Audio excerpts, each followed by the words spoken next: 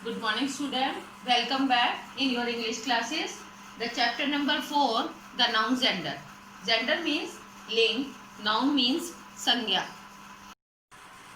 Today we will discuss about the gender. I am telling you, एक question बनता है इसमें, व्हाट इज द जेंडर, लिंग क्या होता है, जिससे हम ये पहचान सकते हैं कि सामने वाला जो व्यक्ति है वो गर्ल है, बॉय है। इससे हम नाउन का पता कर सकते हैं कि वो किस तरह का जेंडर है। यहाँ पे मैंने कुछ एग्जांपल लिखे हैं, इसको डिटेल से बताऊंगी मैं आपको। राम बॉय, राम के नाम से ही हमें पता चल रहा है कि Ram is a boy. Sita, his name her name tells us what he is a female. Teacher may be boy और गर्ल, यानी कि आपको पता है कि टीचर लड़का भी हो सकता है और लड़की भी हो सकती है।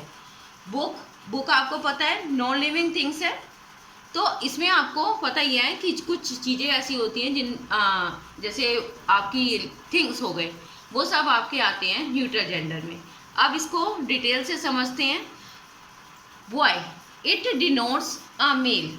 ये जो बॉय है ये हमें नाम से बताता है कि ये लड़का है।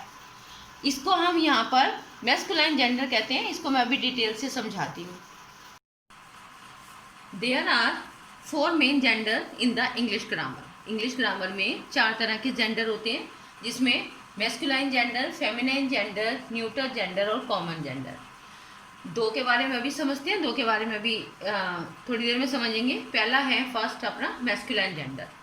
Words which stand for males, boy, John, man, father are said to be of the masculine gender. It means जो वर्ड्स, यानी कि हमारे को नाम से ही पता चल जाता है कि हम किसी मेल के बारे में बताते हैं। Which noun denotes a male are said to be masculine gender. जिस वर्ड से हमें ये पता चल जाता है कि ये लड़का है, यानी कि पुल्लिंग है। मैस्कुलाइन का मतलब होता है पुल्लिंग। तो जो वर्ड हमें ये बताते हैं कि सामने वाला जो व्यक्ति है वो आदमी है, यानी कि लड़का है, उसको हम मैस्कुलाइन जेंडर कहते हैं। और नेक्स्ट है हमारा feminine gender. Words which stand for females. यहाँ पर जो वर्ड्स हमें ये बताते हैं कि सामने वाला व्यक्ति हमारा एक लेडी है, यानी कि एक औरत है, लड़की है। जिसमें गर्ल, आपको गर्ल से ही पता चल जाता है कि वो लड़की है। मैरी, वो भी लड़की। सीता, लड़की। मदर, लड़की। Are said to be of the feminine gender. इन नामों से ही हमें पता चल जाता है कि सामने वाला जो प्राणी है वो हमारा क्या है, लड़का है या लड़की है। तो अगर हमारे को इन सब वाले अक्षरों से पता चले तो हम फेमिनाइन जेंडर को आइडेंटिफाई कर सकते हैं। और अगर हमारे को मोहन जो फादर से पता चले तो हम मैस्कुलाइन जेंडर बता सकते हैं। इसकी पहचान होती है, नाम से हमें पता चल जाता है कि सामने वाला जो व्यक्ति है, प्राणी है, वो लड़का है कि लड़की है।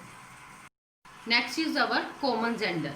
Common gender means boy and girls are both, which can stand for either male or female are said to be of the common gender. यहाँ पर कुछ शब्द ऐसे होते हैं जिनसे हमें ये नहीं पता चलता कि सामने वाला व्यक्ति लड़का भी हो सकता है और लड़की भी हो सकता है, दोनों हो सकते हैं। तो वो हम कॉमन जेंडर में ऐसे वर्ड्स को हम कॉमन जेंडर में रखते हैं। यहाँ पर मैंने कुछ एग्जांपल लिखे हैं, लाइक डॉक्टर। आपको पता है डॉक्टर लड़कियाँ भी होती हैं और लड़के भी होते हैं। तो अगर हम ये कहें कि हम अपने डॉक्टर के पास जा रहे हैं तो इट मीन्स आप बॉय डॉक्टर के पास भी जा सकते हैं और गर्ल डॉक्टर के पास भी जा सकते हैं। टीचर, अब हम ये कहें कि हमारी टीचर या हमारे टीचर, तो उसमें बोथ दोनों आ सकते हैं, लड़का भी हो सकता है और लड़की भी हो सकता है। फ्रेंड भी आपका, लड़की भी फ्रेंड हो सकती है, लड़का भी फ्रेंड हो सकता है। पड़ोसी भी आपके इसी तरह से, नेबर जो हैं वो भी गर्ल्स भी हो सकती हैं, बॉयज़ भी हो सकते हैं। तो जहाँ पर ये कहना मुश्किल हो कि सामने वाला व्यक्ति हमारा लड़का है कि लड़की है, उसे हम रखते हैं कॉमन जेंडर में। उसकी कैटेगरी आती है हमारी कॉमन जेंडर में। नेक्स्ट है our neutral gender. Neutral gender का मतलब होता है कि without life, which nouns has no life we called neutral gender. Like that book, table, chair. आपको पता है बुक में कोई जीवन नहीं होता, टेबल नॉन लिविंग थिंग्स में आता है, चेयर भी हमारा नॉन लिविंग थिंग्स में आता है। तो विच stand for things without life, जिनके जो एक तरह से प्राणी नहीं होते, नॉन लिविंग थिंग्स में आते हैं, तो उनको हम न्यूटर जेंडर में रखते हैं। अभी मैं आपको एग्जांपल के साथ समझाऊंगी। ये तो एज ए डेफिनेशन थी जो आपको आई थिंक के समझ आ गई होगी। इसको एक बार फिर से थोड़ा क्लियर करते हुए समझते हैं कि जेंडर क्या होता है। यहाँ पे मेल, मेल मीन्स आपको पता ही है कि आदमी के लिए लगता है ये। इसको हम मैस्कुलाइन जेंडर भी कह सकते हैं, मेल भी कह सकते हैं। इसके कुछ एग्जांपल मैंने दे रखे हैं। Uncle, uncle it denotes a male. Uncle के नाम से ही पता चल जाता है कि वो एक लड़का है। ब्रदर के नाम से पता चल जाता है he was a boy. Father से ही पता चल रहा है कि he is a boy. Sunil, Rajesh. अब यहाँ पर केवल आपको ये तो थे आपके ह्यूमन बींग्स। अभी आपके साथ ये बींग्स और भी हैं जो इसमें आप कुत्ता, यानी कि डॉग भी कुत्ता, कुत्ते से भी पता चल रहा है कि इट डिनोट्स अ मेल, कि वो मेल को बता रहा है। मतलब वो बता रहा है कि उसका जो लिंग है वो पुल्लिंग है।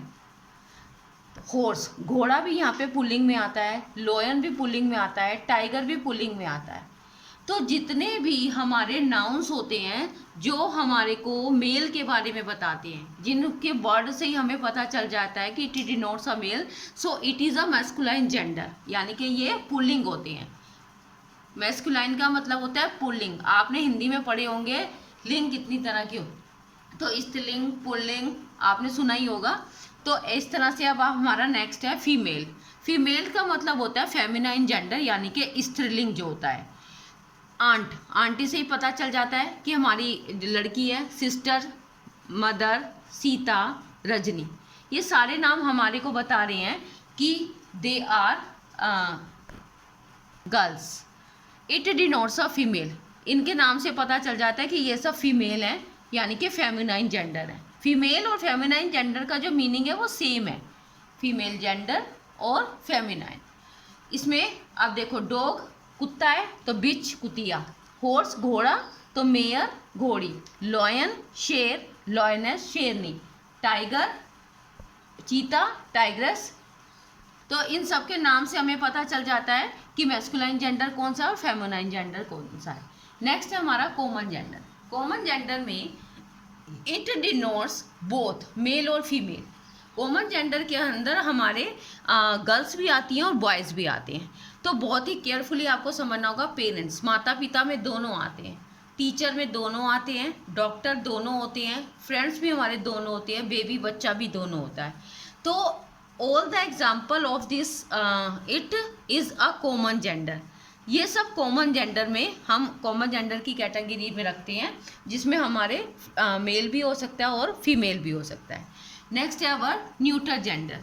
All the non living things known as the neuter gender. जितनी भी हमारी नॉन लिविंग यानी कि निर्जीव वस्तुएं होती हैं उनको हम रखते हैं न्यूटर जेंडर की कैटेगरीज में, जैसे बुक, वेजिटेबल्स, कार एटसेट्रा।